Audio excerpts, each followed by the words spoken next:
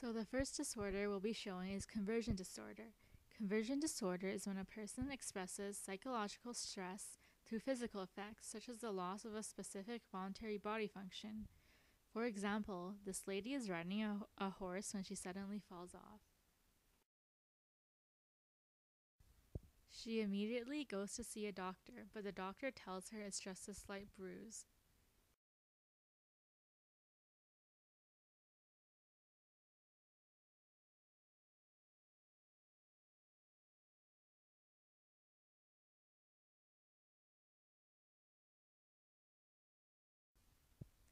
However, she keeps worrying and stressing about it. Soon, she cannot move her leg at all and is paralyzed. She goes to see the doctor again, but the doctor tells her it is not because of a physical reason. He says it may be mental and refers her to a psychologist. Hypochondriasis is when a person is overly concerned about small health issues. For example, this woman is taking a walk when a mosquito bites her arm.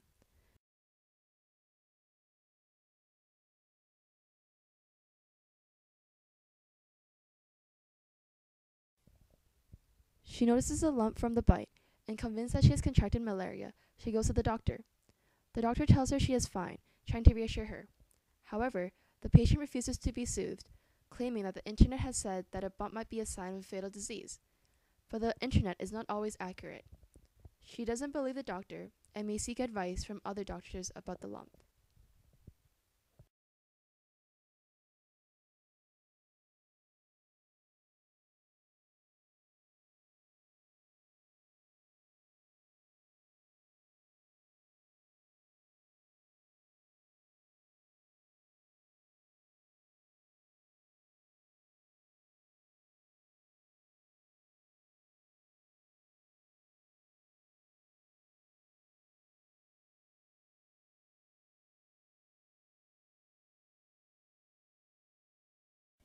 Dissociative amnesia is when a person loses their memories about a traumatic event.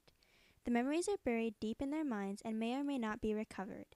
In this example, a girl is overwhelmed by a tsunami.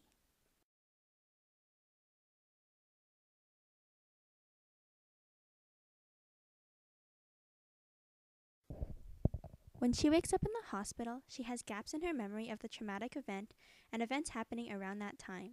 She will still remember who she is, but any memory concerning the trauma is forgotten. She treats her amnesia with therapy and after a few months regains her memory.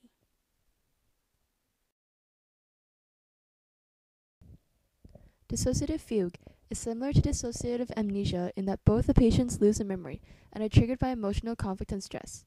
However, if a patient has fugue, they leave their home or workplace and create new identities in a different place. For example, a man has just lost his job, but is still in debt. Unsure of what to tell his family, he goes for a walk. Without really thinking about it, he goes on a bus and falls asleep.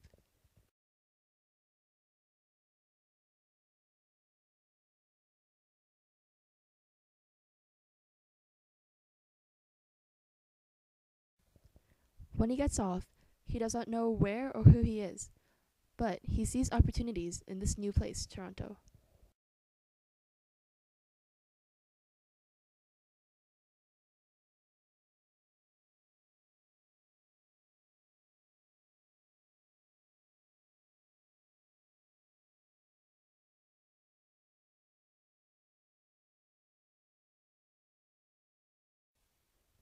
Within a year, he has assumed a new name, a steady job, and a fiancée. However, he wakes up one morning with all of his memories from before the fugue. But with that, he forgets everything that has happened during the fugue. Now, his fiancée is a stranger, and he wants to go back home, where things are familiar.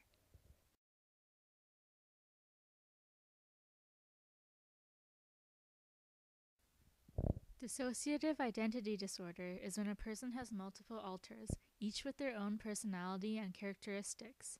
In this example, Anna meets up with her friend, feeling fine. The next day, however, she is angry and sullen and now claims her name is Lucy.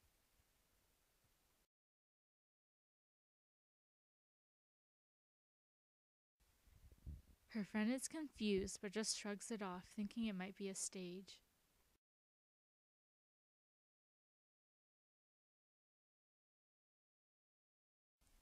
The day after that, Anna is energetic and bright, but now says her name is Vivi. Her friend is even more confused and begins to suspect there is a problem.